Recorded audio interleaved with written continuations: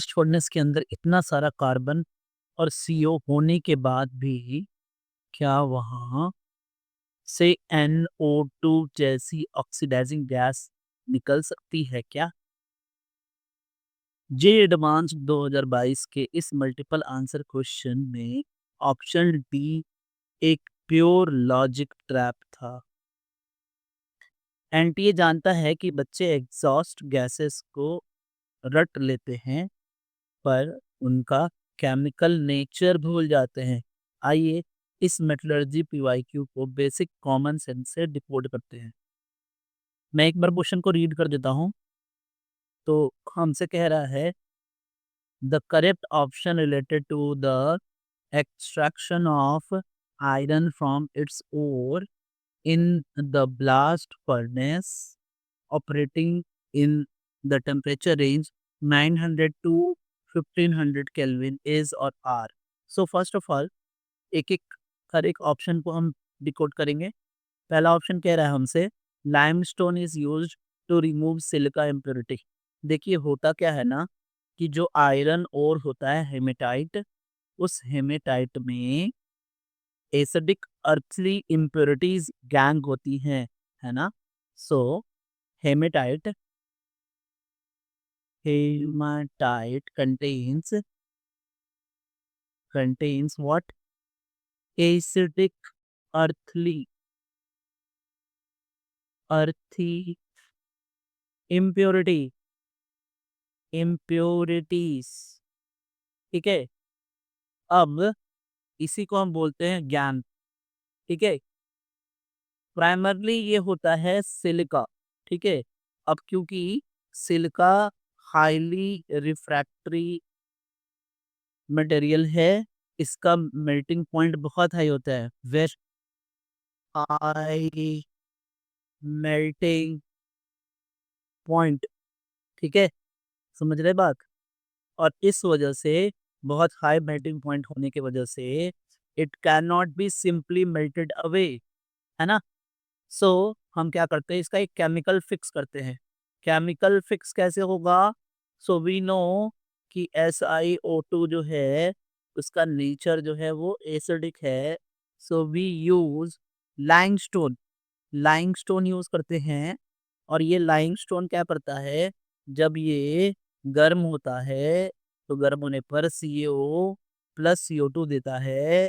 And यही ना ये सारा कुछ हो रहा होता है 900 से 1500 केल्विन पर होता है। ठीक है, अब होगा क्या कि ये CaO प्लस SiO2 ये रिएक्शन कर देगा CaSiO3 और यही स्लैग बना।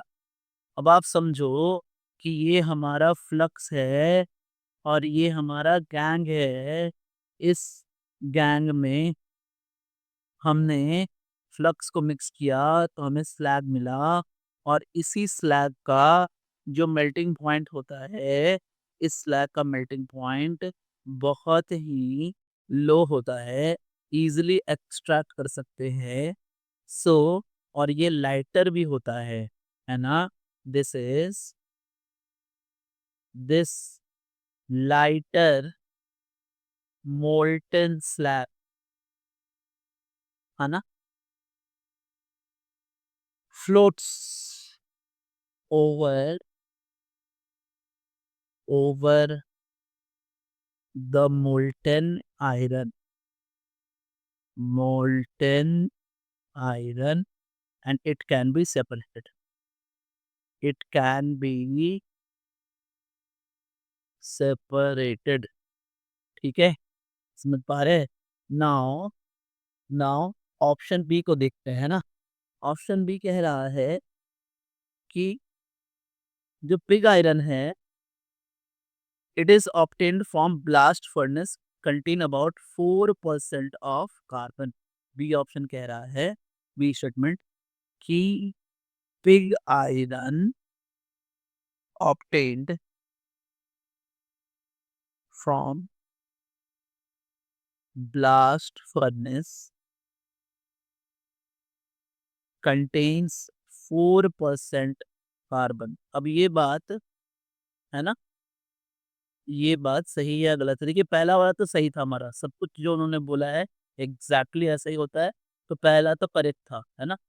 ए करेक्ट है। बी की बात कर रहे हैं जब हम, तो यहाँ पर अब बात क्या है ना कि जो आयरन फॉर्म होता है वो upper zone hottest part of furnace, जहाँ पर 1500 डिग्री 1500 केल्विन एक्चुअली टेम्परेचर होता है और ये मेल्ट हो जाता है, ठीक है? आयरन मेल्ट हो जाता है as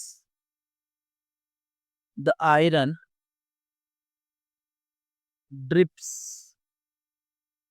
down through as the iron dips down through, ठीक है? Through the incandescent bed, the through the incandescent bed of coke, है ना? बेड ऑफ कोक, कोक के बेड पे ड्रिप होता है, ड्रिप टपकना, है ना? तो उससे the liquid iron dissolve leaks, the liquid iron dissolve a significant amount of significant amount of carbon, और कार्बन ही नहीं, और भी इम्प्योरिटीज होती हैं। जो पिग आयरन होता है, उस पिग आयरन में कार्बन होता है, कार्बन के साथ साथ सल्फर, फास्फोरस, सिलिकॉन एंड एमन, ये सारे के सारे होते हैं विथ ट्रेस इम्प्योरिटीज, है ना? तो बी भी करेक्ट है, बी भी हमारा एग्जैक्टली सही है। अब हम ऑप्शन सी की बात करेंगे। सी कह रहा है ओक जो कि कार्बन होता है, कन्वर्ट्स कन्वर्ट्स CO2 टू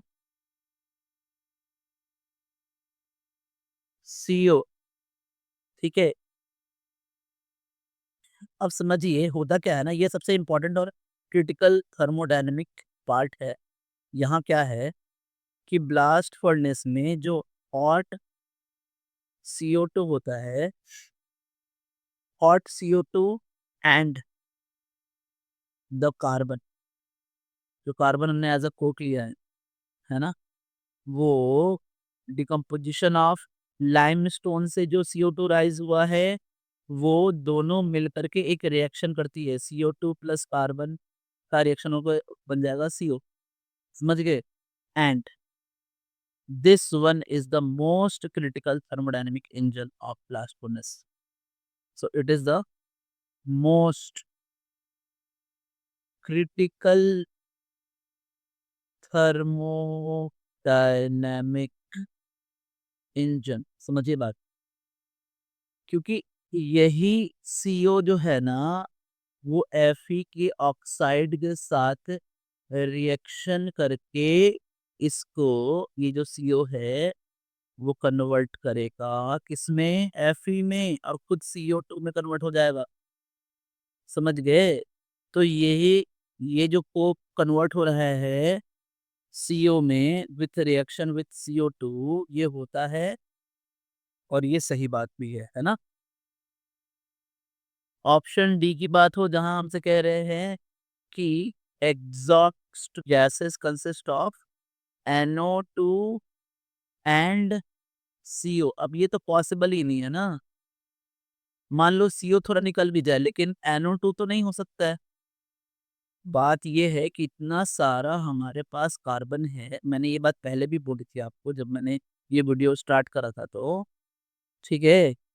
सो क्योंकि रेडियोटी atmosphere dominated by carbon and carbon monoxide, under this condition the highly stable N2 gas introduced via the hot air and it completely remain inert, ध्यान रखिए, है ना, कि अंडर इंटेंसली रिड्यूसिंग एटमॉस्फेयर, ठीक है, the N2 remains, so that's it. तो यानी जो डी है ना वो गलत है। तो हमारे जो ऑप्शंस हैं ए बी सी डी में ए सही है, बी सही है, सी भी सही है, लेकिन डी गलत है। तो फाइनल आंसर है A B C, that's it, है ना। So students, thanks, subscribe for more.